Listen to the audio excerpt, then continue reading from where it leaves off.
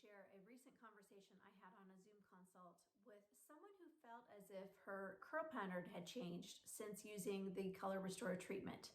So we talked about her hair history, we did some troubleshooting, and what we came up with is she had been applying the Prepare Pretreatment Shampoo to all of her hair rather than just her roots.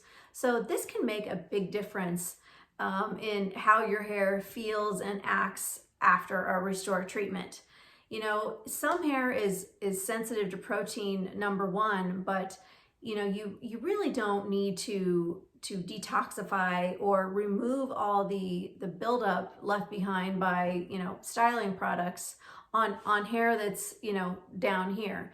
What you want to focus on where it is you need to restore the pigment, and in most cases that is just new growth. So whether that is just 2 inches, which was in her case, or whether or not you've let your hair grown out 4 or 5 inches, that's where you want to focus the Prepare Pretreatment Shampoo.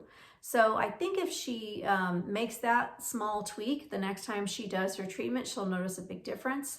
And if she wants to replenish some moisture, Hairprint makes some great oils. My favorite is the Amla oil. You can use it as a pre-treatment to your shampoo, or you can use it for styling. Either one, it's a great way to replenish some moisture. And healthy hair really does need a good balance of protein and moisture. So if you have any questions about that or anything else about hair, feel free to reach out. Thanks.